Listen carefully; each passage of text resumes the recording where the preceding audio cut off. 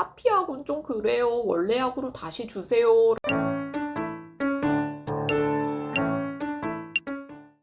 네, 안녕하세요, 여러분. 오늘은 왠지 카피약은 좀 그래요. 원래 약으로 다시 주세요. 라고 돌아오시는 환자분들을 위해서 만든 영상입니다.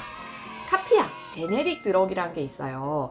예를 들면 우리 그 콜라 먹을 때 코카콜라도 있고 펩시도 있잖아요. 성분은 다시 뭐 콜라로 비슷한데 회사가 다른 거죠. 마찬가지로 이제 만성 비형 간염을 예로 들자면 우리가 테노퍼비어 DF라고 하는 성분이 있는데 이게 원래 개발됐던 거는 길리어드의 비리어드라고 하는 약이 오리지널 약이에요. 근데 이 성분은 보통 20년간 특허가 유지되고 20년이 넘어가면 다른 회사에서도 만들 수가 있거든요. 그래서 특허 기간이 풀린 이후에 최근에는 비리얼, 비리헤파, 테노벨 등등 성분은 같은데 다른 회사에서 만든 카피약들이 이제 많이 나옵니다. 아무래도 카피약은 가격이 좀 싸다 보니까 저 같은 경우에는 경제적으로 조금 이제 힘들어 하신다. 병원 오거나 뭐 검사 비용이나 아니면 장기 처방했을 때 돈 너무 많이 나가서 좀 걱정하시는 분들한테는 일부러 제가 카피약 드릴 때도 꽤 많은 것 같아요. 근데 이렇게 약을 드리면은 일부 환자분들이 이제 약국 가서 카피약인 거를 알게 되시고 다시 돌아와서 되게 시무룩한 얼굴로 원래 약으로 다시 바꿔달라고 하시는 경우가 종종 있습니다.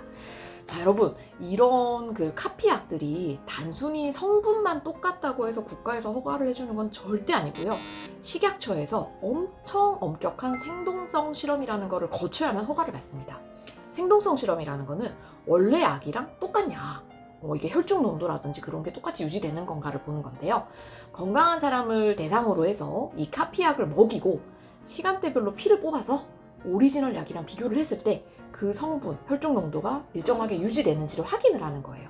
만약에 이 생동성 실험을 통과를 못 하잖아요. 그럼 아예 약 출시가 안 되는 겁니다. 그래서 기본적으로 이런 카피약들 경우에는 식약처의 생동성 실험을 통과를 해야만 되는 약이다 라는 안전장치가 있고요.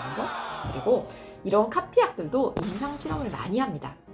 그 생동성 실험뿐만 아니라 실제 환자들한테 이 약을 투약을 하고 나서 뭐 임상적인 예후, 만성 비형 간염 환자를 예로 들자면 뭐 DNA가 얼마나 잘 억제가 됐는지 아니면 오리지널 약이랑 비교해서 이 약을 먹었을 때 뭐 간암의 억제 효과 아니면 간경화의 발생을 낮춰준다 이런 효과가 차이가 나지 않는지를 계속 임상 시험을 하고 있습니다. 뭐 후양적 연구든 전향적 연구든요. 그래서 그런 연구 결과가 뒷받침이 되어 있기 때문에 저는 개인적으로는 안전하게 안심하시고 약을 드셔도 될 것 같아요.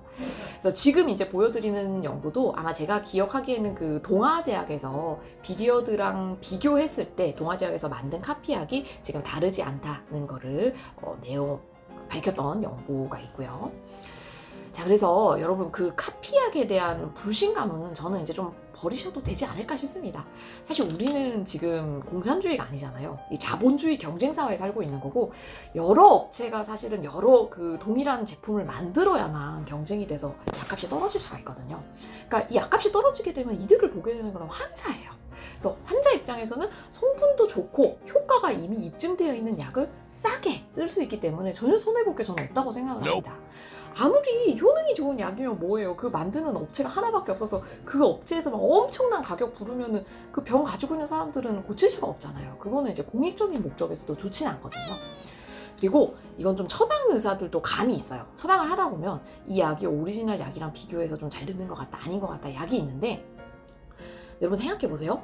내가 예를 들어서 효과가 안 좋은 것 같아. 근데 막 일부러 이 환자한테 카피약을 처방을 해줘요. 내 환자가 안 좋아져요. 가장 먼저 손해보는 거는 의사입니다. 담당 주치의가 제일 먼저 손해를 보죠. 그리고 요새는 의료소송 같은 게 엄청 유행하는 사회인데 그런 것도 사실 무섭기도 하고요.